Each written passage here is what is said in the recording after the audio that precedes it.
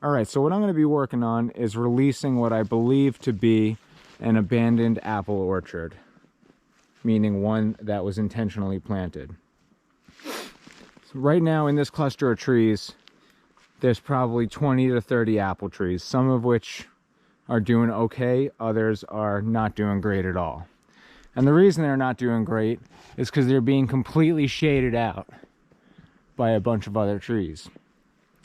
I think these were intentionally planted because they're spaced in a semi-consistent manner, but also there's a stone wall that goes along this tree line of this stream all the way up to that road, down to the road at the bottom. That's our two property lines.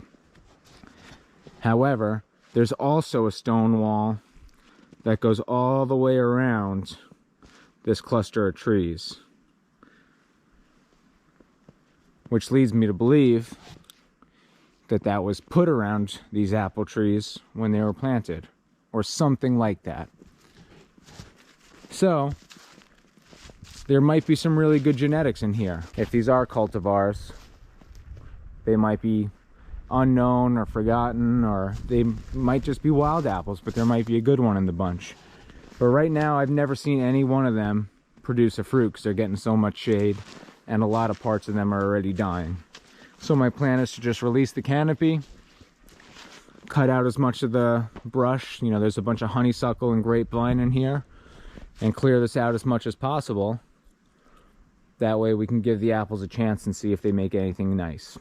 Also worth mentioning is that most of the trees that are shading out the apple trees are either ash trees, like this big one, that's already losing a lot of its canopy from emerald ash borer damage, and black cherry, like that big one right there. That one's mostly dead, and that's kind of the story that continues down the line. It's just cherry and ash. The ash are dying, and the cherry aren't looking great either. Now we have plenty of cherry here, so I'm gonna clear this area and see what it does for the apples. There is the odd young shagbark hickory in here. I'm gonna leave all those. That way, if these apples don't bounce back, at least there's the next generation here to take over. And I'll probably leave them anyway, even if the apples do come back. But we'll see. Here's one right here. This is a little shagbark.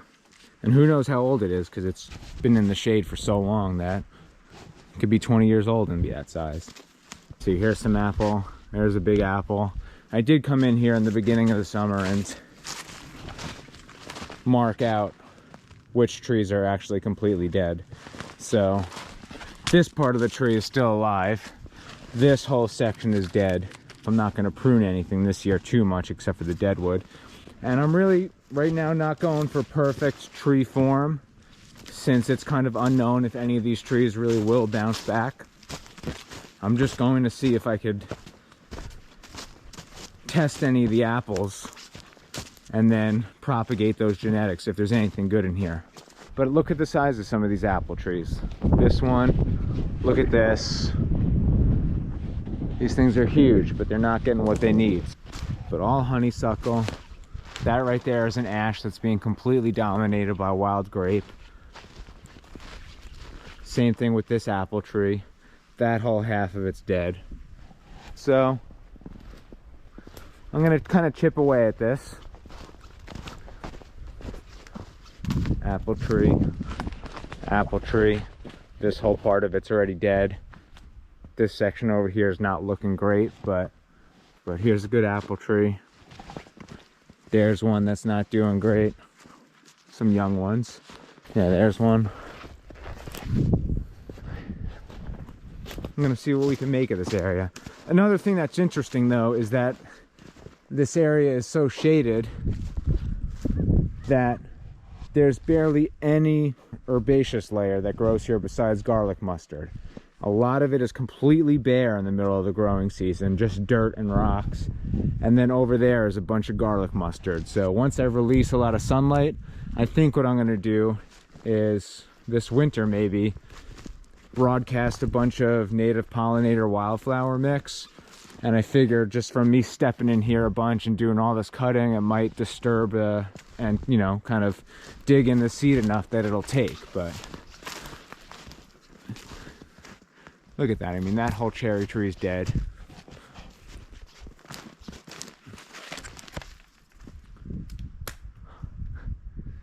You know, it still provides some shade, but it's knocking on heaven's door. Same with that one. Here's this ash tree. There's some maples right there. Maybe they could stay. I'm not trying to completely decimate this area and make it only apples, but give them a chance since nothing else is doing too good here either. There's a really tall apple tree over there. But look, who knows if this is a great apple tree? There's no chance you would ever know because it doesn't get enough sun. Along the stone wall on the outside is basically all rose bush and honeysuckle. Here's a little bird's nest. Here's a super big apple tree.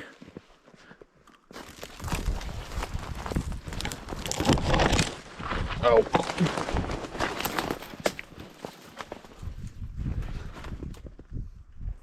I mean, look how tall.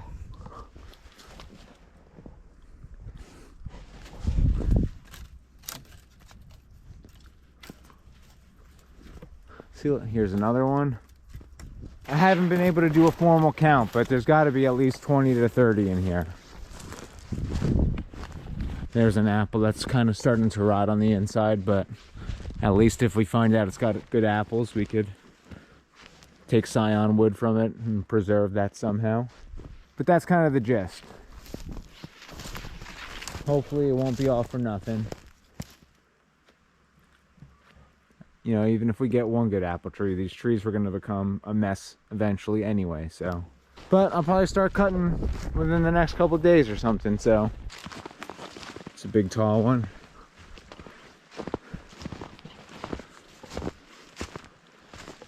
Okay.